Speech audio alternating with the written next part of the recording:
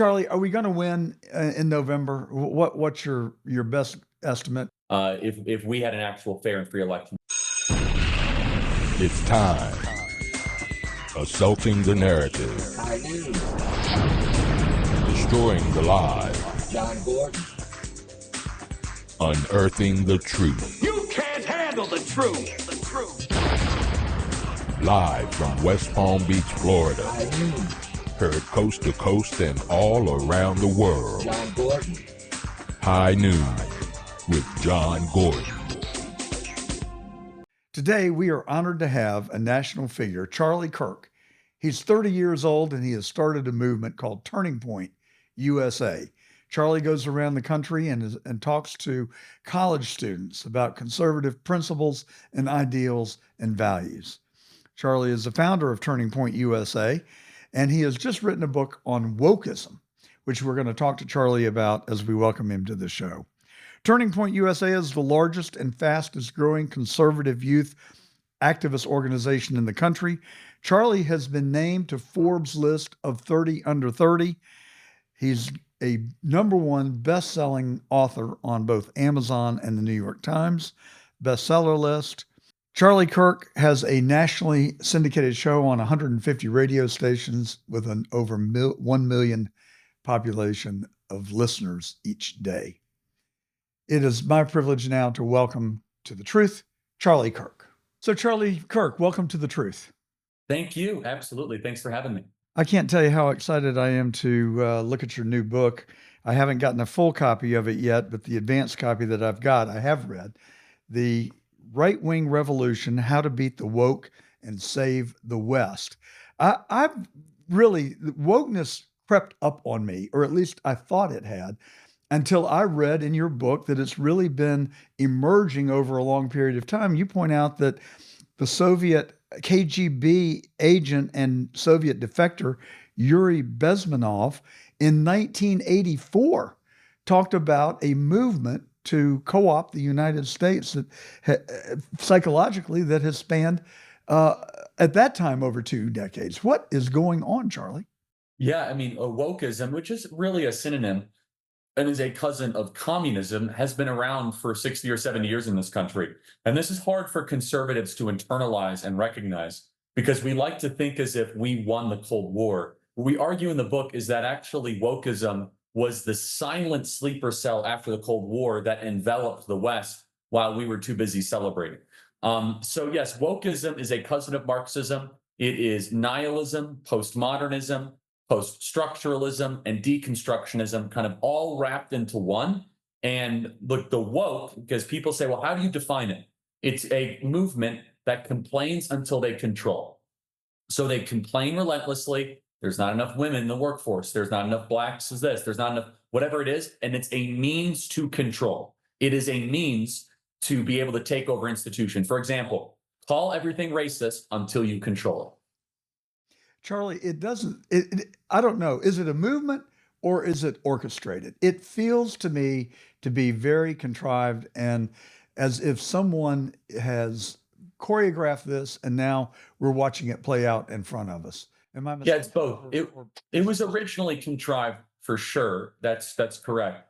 But there are adherents, and we must be clear that it's not just a bunch of people in an oligarchy that are trying to push this. There is that. But there are legitimate disciples of the woke mind virus and the woke religion. There are millions of young people, especially in Portland, in Seattle, in Denver, that do believe in the core tenets of woke orthodoxy or woke ideology. And we detail this in the book. And so where does this come from? It comes from a subset of thinkers, Herbert Marcuse, Jacques Derrida, Michel Foucault, that have worked in tandem to put forward this postmodernist, post-structuralist, Marxist agenda. And our job in the book is then how do we counter it? We counter it by creating a right-wing revolution. Do not take their terms at face value and take dramatic action. And so, it is contrived, but there are definitely disciples and adherents to it. Well, I felt for a long time that this tendency to label people racist when certain people or groups don't agree with their ideology is a big manipulation, and I think conservatives have fallen for the manipulation. And everyone is so worried about being labeled a racist that it chills their speech and controls their Yes. behavior. No, that's right. And so one of the things we talk about in the book is that you should care about everything more except one thing: you should care less. You should care less about what the left calls you. You shouldn't care less. It doesn't matter if they call you a racist or a bigot or a homophobe or a misogynist or a colonialist. It means nothing. It has no currency. It has no value. It has no bearing. And to go even a level further, the power that the left currently has over America, more than anything else, is weaponized name calling. It is fourth grade style tactics. Now, they also control the FBI, they control the banks, they control that. But at its core, the cultural power they have is that they can make you stop. They can make you stop thinking, stop working, stop acting, stop canvassing, stop anything if they call you a racist, if they call you a transphobe. Stop giving them that power, is what we say in the book. Reject the premise, refuse their terms, and say, no, I really don't care what you call me. It means absolutely nothing to me. And yeah, in the book, Right Wing Revolution, we talk about what happens when that actually occurs. The left largely falls apart. The thing I can't comprehend and get my head around is how they have developed such strength. When you say they control the FBI, they control departments of government. I read the other day that the progressive liberals have infected the United States government, and that they have 90% of the employment in the federal government is liberal or progressive. How did that happen? Two answers to that. Well, there's really three, but two. The first of which is a very innocent explanation. We conservatives don't want to work for the government. So there's kind of been a natural selection where we don't go in the government and they do. The second of which is critical and very important to understand, is that we didn't stop them, is that we did not fight them for 30 years. Oh, okay. I guess the FBI wants to have a pride march. Oh, okay. I guess that we have affirmative action. We just didn't fight. We did not oppose them. And we were called conspiracy theorists when we said that they're taking over the entire government. And the third thing is that they had a plan. They had a plan to take over the universities first. And that's what's so brilliant about their plan, is that if you take over the universities, they are feeding factories for every other institution. You control the universities, you get more FBI agents. You control the universities, you get more technical engineers at Google. You control the universities, so on and so forth. And we were like, oh, well, universities are far left wing, but the kids will get more conservative as they get older. Not really, especially the ones in DC. They are adherents to this uniparty worldview, this globalist perspective and lens of how they view the entire world. So how you fix the federal Leviathan is the hardest issue that we deal with in the book. Again, I know right now how we can beat them politically. I'm very clear. I know even how we can secure our elections. One day of voting, get rid of all this mass mail-in balloting, get rid of machines. I have an idea. The thing, I'm honest in the book, the hardest beast to slay in America is the deep state or the administrative state. They have such power. They are so willing to kill people that might disagree with them. They've assassinated presidents. They've taken people out of the game. And we as conservatives, if we are serious about taking back our country, we must eliminate the administrative state in its current form. That is the toughest fight that Donald Trump will have in his second term. God willing, he gets one. Charlie, I got a letter. Don't ask me how I got on the list, but I got a letter from the Biden-Harris campaign just last week, and it was a fundraising letter to which I did not respond, obviously. Reading this letter, I literally thought that I was in that TV show, I've Been Punked. I felt like I was in the Twilight Zone. Here are the platform agenda items of the Biden-Harris campaign: mandatory vaccinations, complete ban on firearms, youth gender autonomy, mandatory vegan diet, and open border policy. Good God, save us! Help. Was that in the letter? These are the. Can you zoom in on this, Q? Well, I hate to. I think then that's probably a troll that they're sending out. I tell you, it may be. It could be that the mandatory vegan diet. I think that that's probably done by conservatives trying to make them look bad. I'm guessing. I'm guessing. Charlie, I hope you're right, but I got a fundraising solicitation, and the return envelope was to the Biden Harris campaign. And so I don't know, but I'll accept your explanation because it's just No, I'm only saying it's here's what's amazing. The fact that we might think it's real shows how insane, right? It's dangerous. So it's a very deep point, but the vegan thing I think might be a troll. We'll see. Well, I like I said when I read it, I said I've been punked, but one way or the other, it like you say, it is somewhat. Most of the items are believable, and that's the scary part. Charlie, are we going to win in November? What's your best estimate? And I'll tell you, when I say win, I go straight to one thing. It's not politics or policy or a record versus a record. It's whether we're going to have an honest and fair election. To me, that is the only way we lose if we don't. Well, so we have a 50-50 shot. It's that simple. We have a 50-50 shot of Donald Trump getting back in the White House. It should be 100%, by the way, if we had an actual fair and free election, but we don't. We do not have a fair and free election. And so we have a 50-50 chance.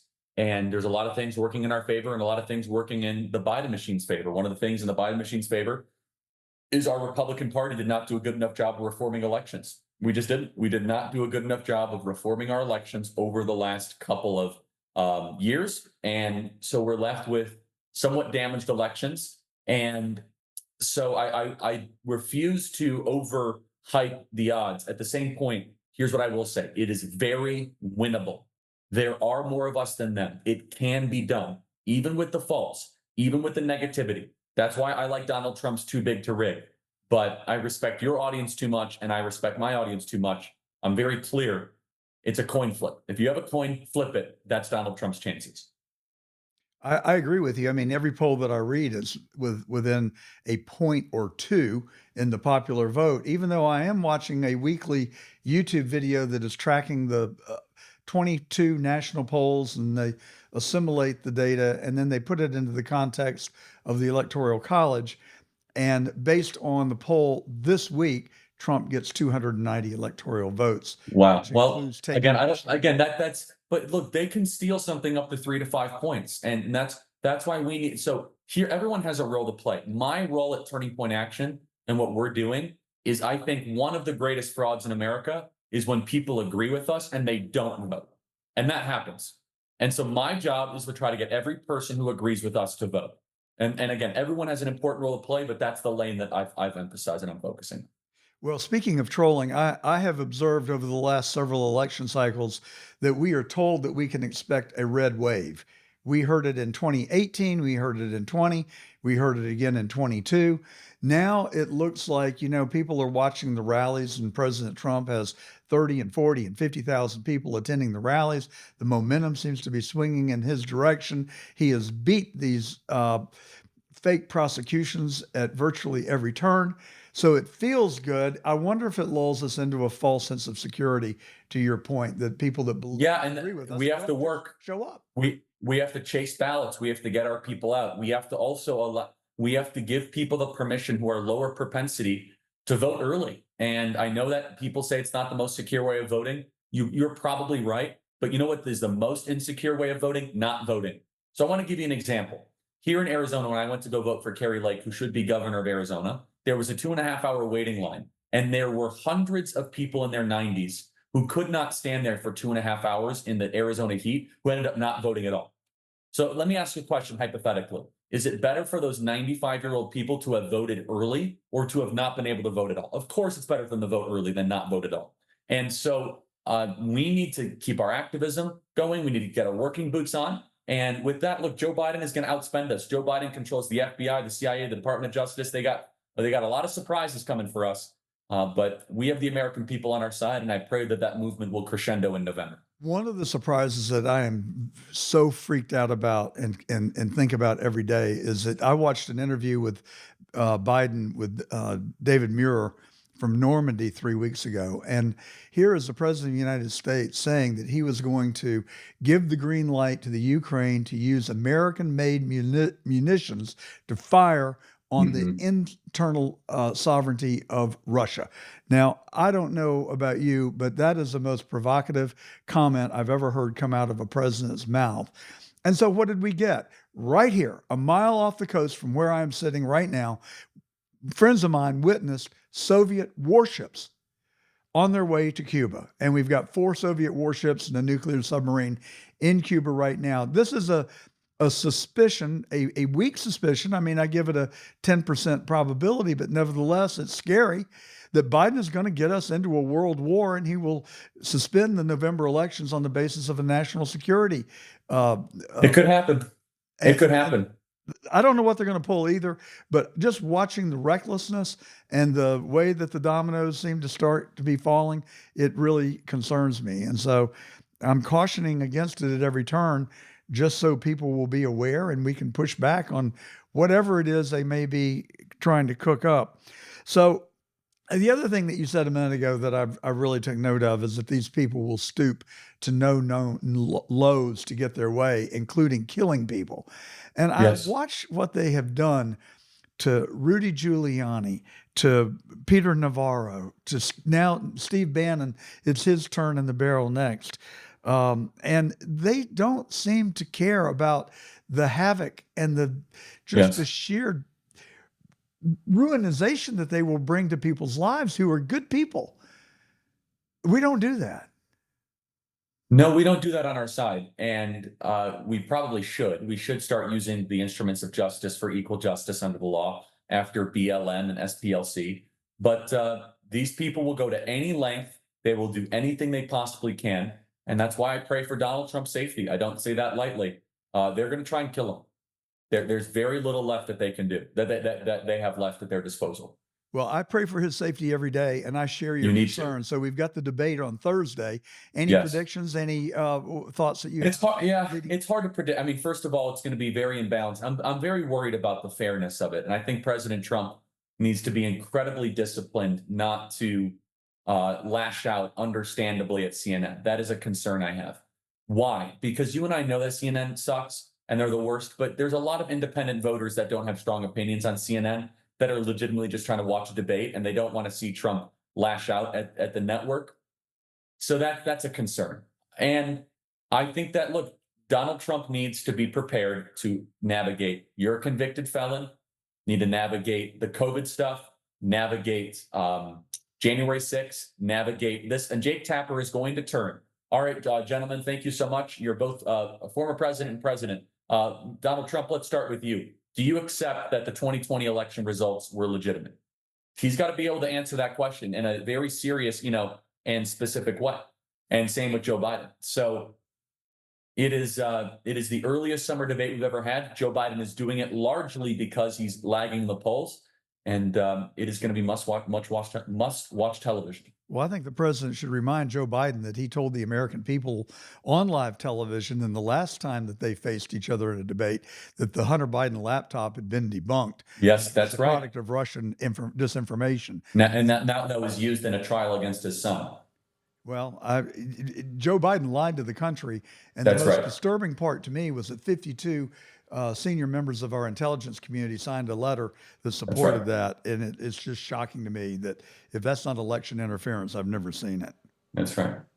So VP, Trump's got to pick a vice president.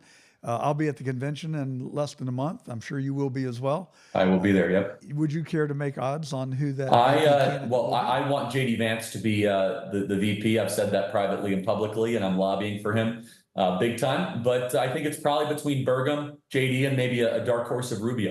I think Burgum and JD are probably the final two right now. I think JD would be a much better selection than Doug Burgum. Where do we get the book, Charlie? People can get it at How We Win, which is your first the other book one that I've enjoyed reading. Thank you very much. I will send you a copy here. This one is 45books.com. That is 45books.com. And you do a great job. And it's been an honor to be on with you, and look forward to seeing you in Milwaukee. Well, thank you very much, Charlie Kirk, and keep up the good work. Keep fighting. Thank you. And please let us know how we can be a part of the great movement that you've started. This is The Truth. I'm John Gordon. Thank you, Charlie Kirk. Come back anytime.